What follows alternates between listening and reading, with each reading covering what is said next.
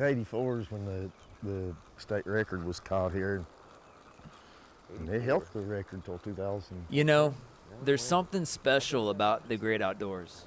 Hanging with a buddy, doing little fishing's good for the soul. But the adventure that I just had was out of this world. Just over those hills is thunder. Not that kind of thunder, but this kind of thunder. Welcome to the Wildcat Off Road Adventure in East Bernstadt, Kentucky. What I love most about this is the adrenaline rush. I've always raced my whole life growing up. Winning feels good, but it always feels like you need to be faster. Yeah, you didn't go fast enough. I'm trying to beat everybody. The 1500 horsepower, full-blown bypass shock suspension, 4-link front and back, 3 foot of wheel travel in the rear, 20 inches of wheel travel in the front. It might as well be a mini monster truck, just a lot smaller scale, lighter weight. It's definitely a adrenaline rush, and I love it.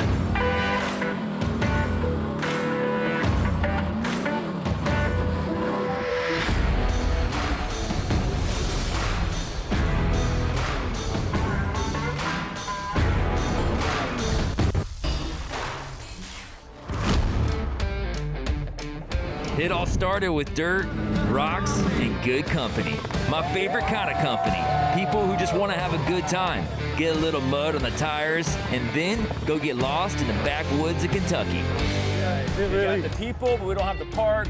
We got potential revenue, but no one has anywhere to spend their money. So what if we just bought some land? Like, how much land do you have? You bought a lot of it? Yeah, we got over 2,000 acres now. 2,000 acres. And, you know, when we started this, we didn't have plans of it going to where it is today. Across the street, it's called Area 51. It's kind of the place where we looked around and said, look at all these bad hills here, you know, and eventually became where we do the rock bouncing contest. So you get the calm side, the scenic side, and then you go to Area 51 when you want to turn it up a few notches. That's right. That's right. It turned it up more than a few. These things are badass, dude. They really are sick. You know, everyone's having a good time, man. It's when you come here, what I like about off-road stuff is you're kind of leaving reality. You're leaving the world a little bit. You know, you're used to doing speed limits. You're used to 9 to 5. You're used to all this stuff in life. But when you come out into the off-road park, you can actually just let go a little bit. And I like to call it "let your hair down." All right, the park's great. Tell me about these rock bouncers. Those guys take it to a new level. Spend all my money on pretty things, diamante shoes and all. These guys are spending big money on these machines, anywhere between $30,000 and $300,000 depending on the division. But no matter how much money and how much time is spent, one thing is apparent. This is a family sport, and everything else is built on top of that. Winner of the Central, Northern, and Southern Rock Racing Series, Paul Wolf, one of the most talented racers on the circuit. This sport was born off of guys willing to just go for it, break everything on the card just to win a race. There's not a feeling like it in the world. When you accomplish a hill that looks just undoable, that feeling, that high you get is. You live more in that little short of time. There's more adrenaline. Everything goes away. All the worries of the world of what's happening at home, money, all that stuff's gone. And if any of them thoughts creep into your head, you won't make it. We got Raceline wheels, HCR suspension. That stuff's bulletproof, man. RCV and Halo diff in the front. From 3 years ago, we showed up and guys didn't have suspension. You put stock shocks on the car and you compete. Yeah. And now you can't even come close. These guys are passionate, but you don't realize how passionate until it's 50 degrees outside and the rain is coming down.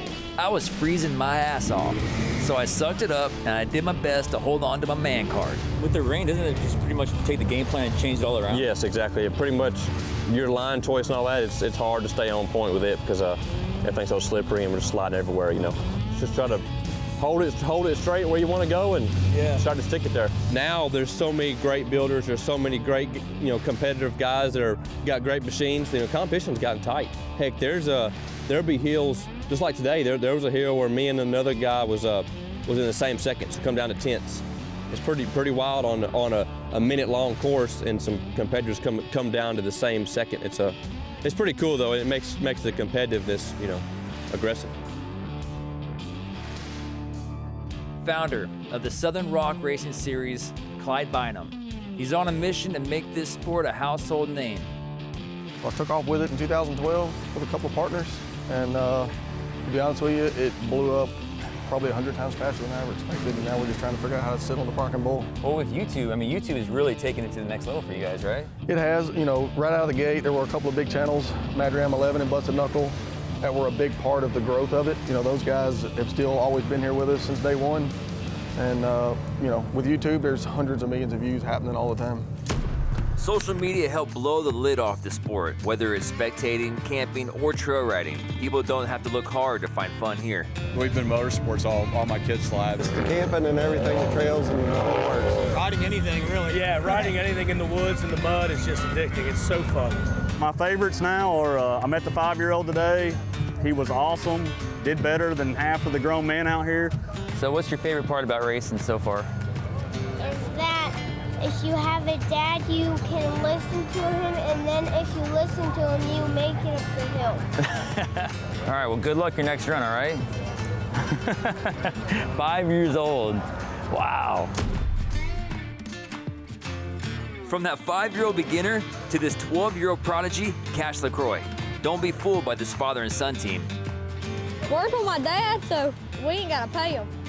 He does it for free. And we're both real competitive. He'll get racing and I'll start beating him, and then he'll beat me and then I'll beat him. I like rock bouncing because it's just so much adrenaline and you're always on the go all the weekends. And then there's Randall Key, one of the OGs of the sport who's been around since the beginning. Unfortunately, after an accident, it left him paralyzed, but he never got the memo to quit. Instead, he installed hand controls and added more horsepower to his machine. Randall's a great guy and everyone likes him, but when that helmet goes on, he's as fierce as anybody. First of all, the standard hand control is a pull down for gas, push in for brake. Okay, with the rock bouncing, my hand would get to bouncing. I couldn't keep it straight. And I knew what I wanted, but I couldn't figure it out. So I got with Brian Cole, and we was talking, and I told him I used rear steer with my fingers, so I didn't want to go to the forward throttle, and I couldn't do a twist. So I said, we come up with a finger throttle.